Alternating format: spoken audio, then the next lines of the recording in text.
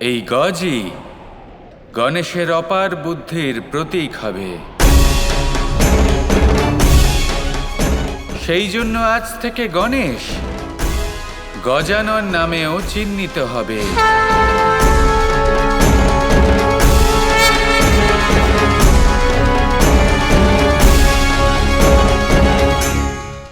গুরুদেব, আপনি উচিত কথা বলেছেন। মহাদেবের জন্য গণেশকে বধ করা আবশ্যক ছিল, তাই নারায়ণ ওনাকে বাধা দেননি, কারণ উনি চেয়েছিলেন যে সংসারে মাতা আর পুত্রের ভালোবাসা অমর হয়ে যাক। নিজের ত্যাগের জন্যই বালক বিনায়ক থেকে গণেশ তথা গজানন হলেন। যারা প্রেমের পূজারী হয়ে থাকেন তাদের এই সংসার পুজো করে। প্রেমের অন্ত মৃত্যু দ্বারা কখনোই হয় না। হ্যাঁ ঋষিবর, এক অদ্ভুত প্রেম হয় মা এবং তার পুত্রের। আমি এখনো পর্যন্ত গণেশকে মোদক খাওয়াতে পারলাম না। এবার তো আমার মনে গণেশের জন্য এত ভালোবাসা জাগ্রত হয়েছে, এবার আমি কৃষ্ণকে জাগিয়েই তুলব। তার জন্য যদি আমায় দাদার বিরুদ্ধে যেতে হয়, যাব।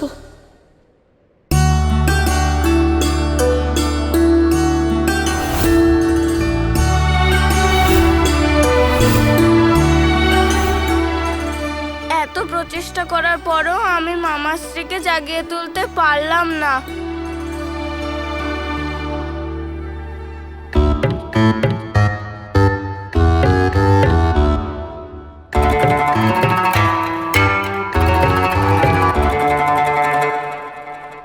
কি হয়েছে পুত্র? তোমায় এরকম দেখাচ্ছে কেন?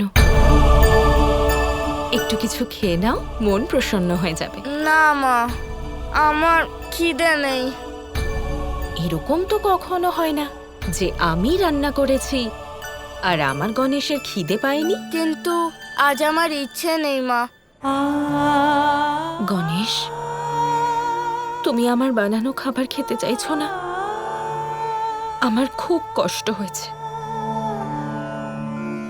তুমি সেটাই চাও পুত্র? না না মা, আমি আপনাকে কষ্ট দিতে চাই না। ঠিক আছে, আপনি বলছেন যখন খেয়েই নি। পুত্র, আমি তোমার জন্য তোমার প্রিয় ব্যঞ্জন বানিয়েছি, এটা একটু খেয়ে দেখো। গণেশ, আমার হাতের বানানো মোদক খেয়ে দেখো। আমি ততক্ষণ মোদক খাবো না যতক্ষণ না মামা শ্রীকৃষ্ণ আমার সাথে দেখা করছেন।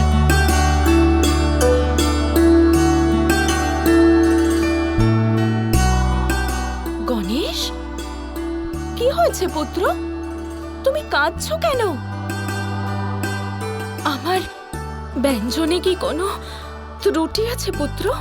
না মা, খাবার তো খুব সুস্বাদু, কিন্তু মা রাধা তো আমার জন্য মোদক বানিয়েছিলেন আর আমি ওনাকে মানা করে দিয়েছি। তার অর্থ হলো আমি ওনাকে কষ্ট দিয়েছি মা। আমি আমার ভুল বুঝতে পেরেছি। এটা তো খুব ভালো কথা যে তুমি বুঝতে পেরেছো তোমার ভুল হয়েছে। এবার তাড়াতাড়ি গিয়ে নিজের ভুলটা শুধরে নাও। মা, মা রাধা আমাকে আপনার মতোই ভালোবাসেন।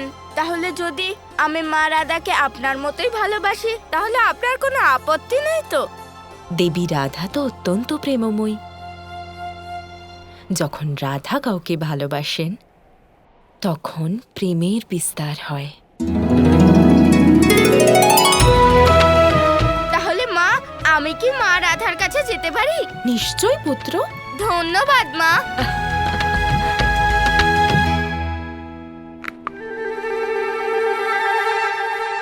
দেখলে কানাই, দেখলে তুমি যে আমি কিভাবে তুড়ি মেরে গণেশের সমস্যার সমাধান করেছি। আরে অভিজ্ঞতা, আমি নিজের অভিজ্ঞতা দিয়ে এমন বুঝিয়েছি বালক গণেশকে, এমন বুঝিয়েছি যে এবারও নিজের সমস্ত জেদ ত্যাগ করে দেবে। দাদা, আমি ঘুমোতে পারছি না। কানাই, আমি খুব ভালো করেই জানি যে যতই তুমি শারীরিকভাবে ঘুমিয়ে থাকো না কেন, তাহলেও তোমার মন আর বুদ্ধি সবসময় জাগ্রত থাকে। তোমার দাদা এত বড় পরাক্রমের পরিচয় দিয়েছে যখন, তখন তার কুশলতা নিয়ে একটু প্রশংসা করো ভাই। আপনি গণেশকে অবশ্যই আটকেছেন, রাধাকে আটকাতে পারেননি। ও আসছে আমাকে তুলে দিতে। কানাই, আমি একটা কথা বুঝতে পারছি না, যে বালক গণেশকে নিয়ে রাধা এত ব্যাকুল কেন হয়ে পড়ে? ওর অন্তরে মাতৃত্বের তীব্র অনুভূতি জাগ্রত হয়েছে। এবার ওকে কে আটকাতে পারবে? এই কাজ খুবই কঠিন। কানাই, বালক গণেশ দেবতাদের মধ্যে প্রথম দেবতার হাত থেকে যখন আমি বাঁচাতে পেরেছি তোমায়, তখন রাধাকেও সামলে নেব। যদি এই বাজি আপনি জিতে যান, তাহলে আপনি যা পুরস্কার চাইবেন আপনি পাবেন। তাই তাহলে না হয় মেনে নিলাম বাজি। এবার তুমি দেখতে থাকো কিভাবে তোমার এই দাদা অসম্ভবকেও সম্ভব করে তোলে। আমি আর দাদার কোনো কথা শুনবো না। অনেকক্ষণ ঘুমিয়েছে কৃষ্ণ, এবার ওকে উঠতেই হবে।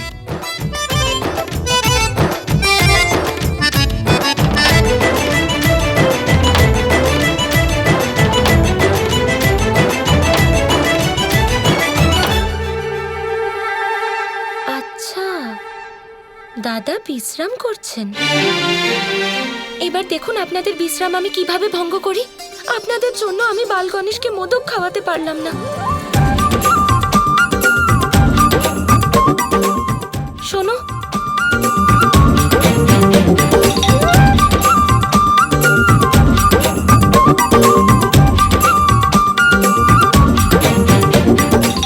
প্রণাম ভ্রাতা। যুবরাজ শাম্ব একটু গুরুত্বপূর্ণ বিষয় নিয়ে আপনার সাথে কথা বলতে চান। শাম্ব? ঠিক আছে, যাও। এই শাম্ব অবশ্যই কোনো চক্রান্ত শুরু করেছে, আর ওর এত দুঃসাহস যে ও আমাকে ডেকে পাঠিয়েছে। এক্ষুনি দেখাচ্ছি ওকে।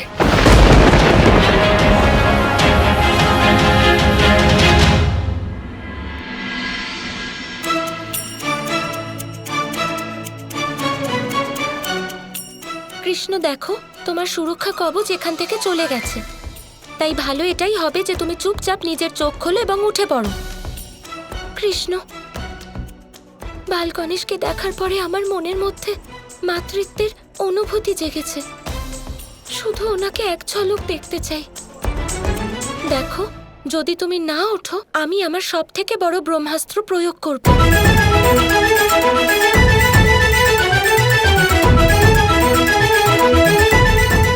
রাধা, না না।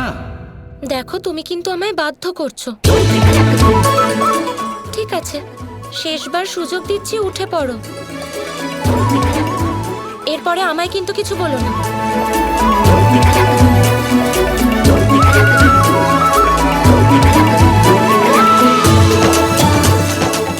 ঘুম কিন্তু ভেঙে গেছে। দেখো, নিজে থেকে উঠে পড়ো কৃষ্ণ। তোমায় শেষবার সুযোগ দিচ্ছি আমি।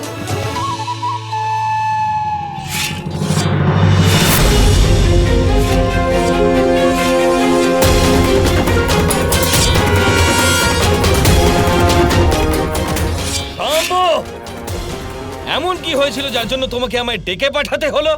এবার আমায় আসতে হবে তোমার সাথে দেখা করতে। তুমি আসতে পারতে না? কি? আমি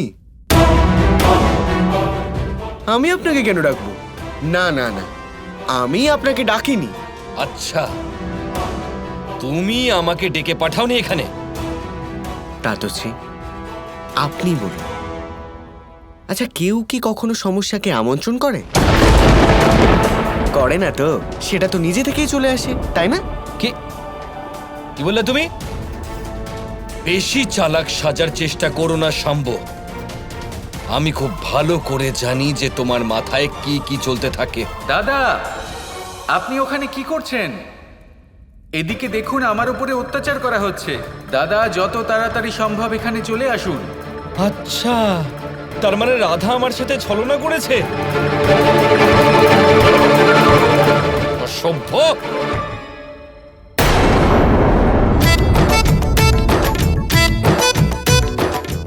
আরো নাটক করো।